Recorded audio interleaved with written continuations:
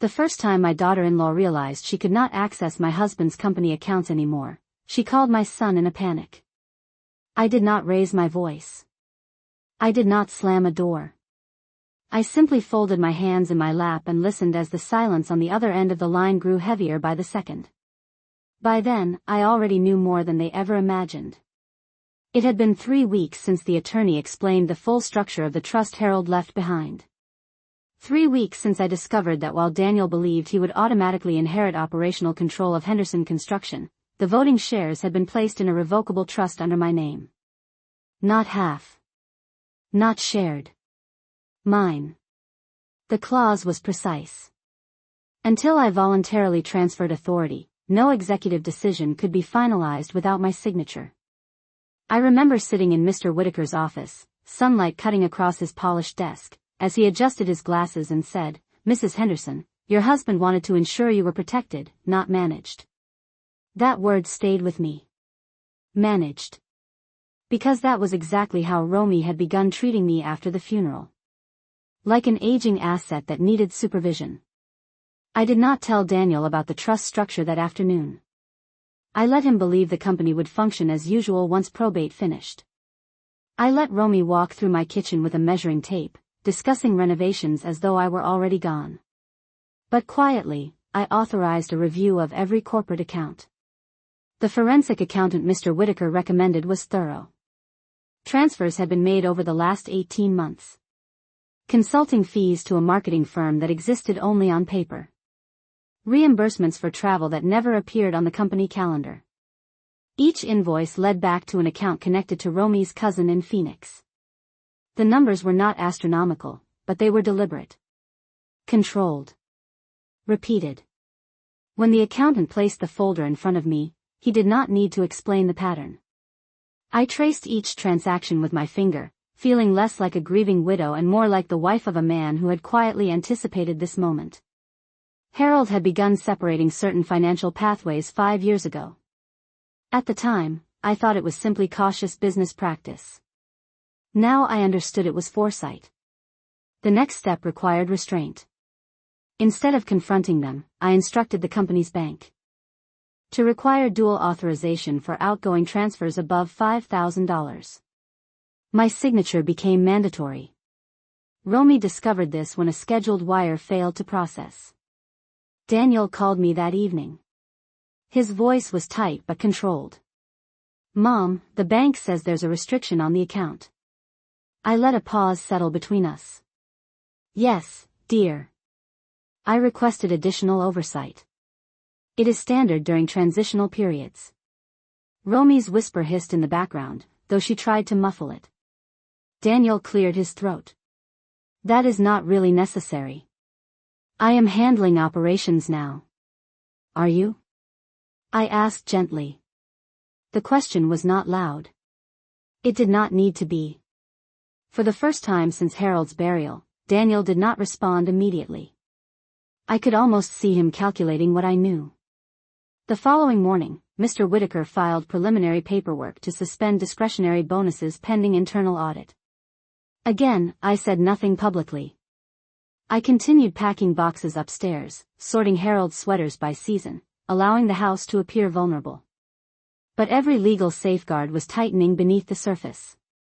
2 days later, Romy arrived unannounced. Her heels clicked sharply across my hardwood floor. She did not sit. "What are you doing?" she demanded. "The staff says payments are delayed. Vendors are calling." I poured myself a cup of tea before answering. "Oversight is not sabotage, Romy. It is responsibility." She crossed her arms. "Daniel has been working non-stop to keep that company stable. Then he should welcome transparency." Her jaw tightened. For a moment, I saw the calculation slip. The confidence she wore like perfume began to fade. "Are you accusing me of something?" she asked. I held her gaze steadily.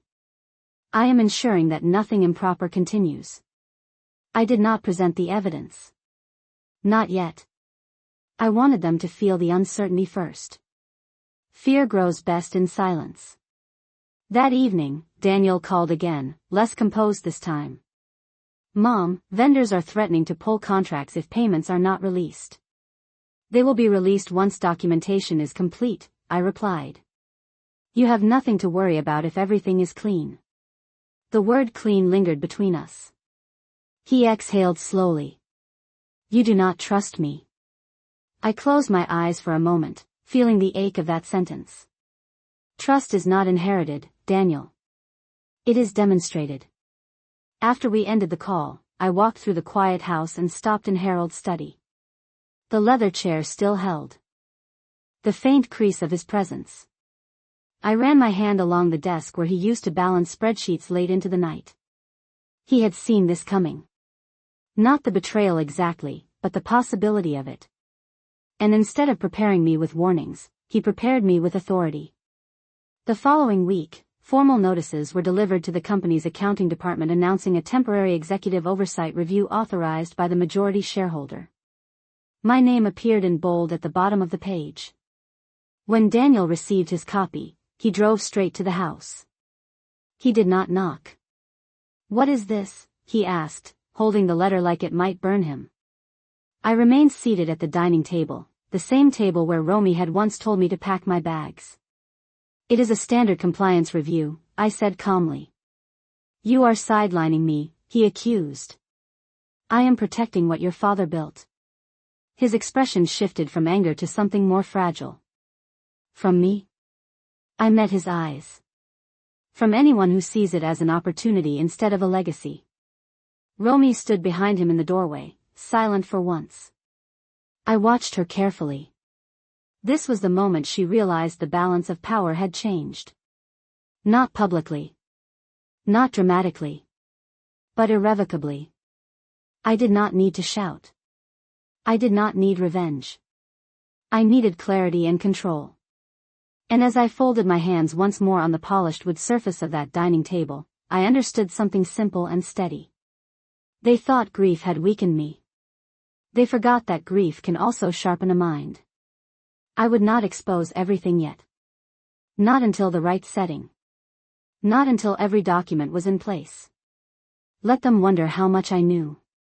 Let them question which door would close next. I had waited through humiliation, through silence, through dismissal. Now, they would wait. The family meeting was scheduled for Sunday afternoon in the conference room at Henderson Construction, the same long glass room Harold once used to review quarterly reports with quiet confidence. I arrived 10 minutes early, wearing a navy suit I had not touched since his retirement dinner, my silver hair pinned neatly at the nape of my neck. I did not rush. I did not frown. I simply took my seat at the head of the table and placed a thin leather folder in front of me. When Daniel and Romy walked in together, they stopped for half a second, surprised by where I was sitting. That chair had always belonged to Harold. Daniel recovered first. Mom, what is this about? He asked, though the tension in his voice suggested he already suspected. I folded my hands gently. It is about clarity. The company attorney, Mr. Whitaker, entered behind them and took a seat along the side wall. The accountant followed, carrying a sealed envelope. No one spoke for a moment. The hum of the air conditioning filled the silence. Daniel pulled out a chair but did not sit. If this is about the audit, we can discuss it privately. This is precisely the discussion, I replied calmly. And it is not private. It concerns the company.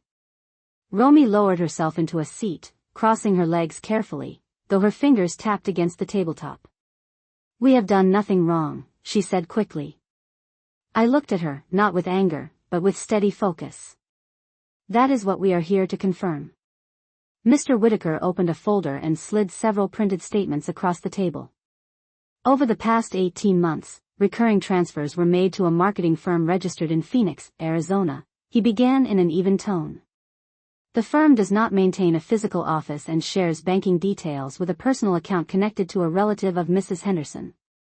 Daniel's face shifted from confusion to disbelief. Romy, he said quietly. She inhaled sharply. It was consulting. We needed outside help. The accountant spoke next. There is no documented deliverable for the services billed.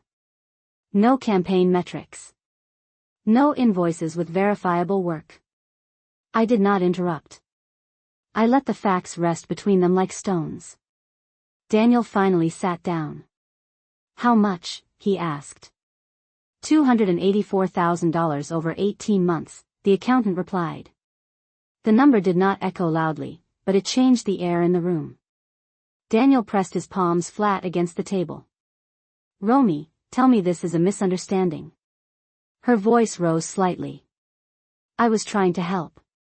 Your father never modernized the company. I was positioning us for growth. I leaned forward slightly, my tone still measured. Growth does not require secrecy. She met my eyes then, anger replacing calculation. You never trusted me. I held her gaze. Trust is earned through transparency.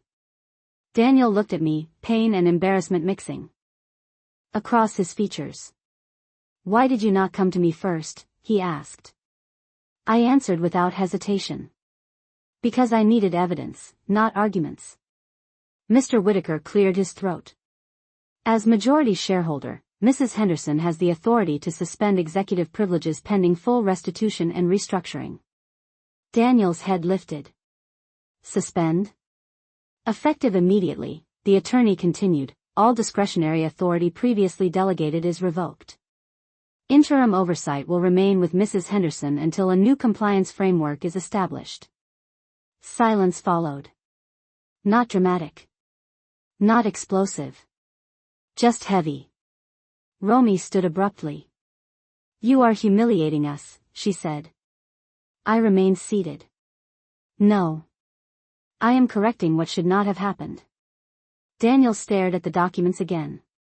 Restitution? Full repayment, Mr. Whitaker confirmed. Structured over a defined period if necessary. Romy's composure began to crack. You cannot take everything away because of accounting technicalities. I spoke softly, but each word was deliberate. This is not everything. This is accountability. Daniel closed his eyes for a moment, as if trying to steady himself. When he opened them, the anger was gone, replaced by something quieter. You planned this, he said. I prepared, I corrected. There is a difference. He nodded slowly, understanding settling in layers. And what happens now? He asked. I slid the leather folder toward him. Inside were revised corporate bylaws, a compliance agreement, and a repayment schedule drafted by the attorney. Now, I said, we decide whether this company remains a legacy or becomes a cautionary tale. Romy did not touch the papers. Daniel did. His hands trembled slightly as he flipped through the pages. The authority he assumed had been his was no longer invisible. It had structure. It had signatures. It had my name printed clearly at the bottom. You are serious, he murmured. Yes, I answered. I am. The meeting did not end with shouting. It ended with signatures pending review and a deadline set for repayment discussions. As they left the conference room, Daniel paused at the doorway. For the first time in months, he looked at me not with indifference or defensiveness, but with recognition. Dad knew, did he not? He asked quietly. I allowed myself a small, restrained smile. Your father believed in preparation. When the door closed behind them, I remained seated for a moment longer, listening to the quiet hum of the building Harold built from nothing but discipline and integrity. I did not feel triumphant. I felt steady. The confrontation had not required raised voices or public spectacle. It required patience, documentation, and the willingness to act when the moment demanded it. They had pushed against the walls, certain they were hollow. Instead, they found steel. And for the first time since Harold's funeral, I felt the balance settle exactly where it belonged.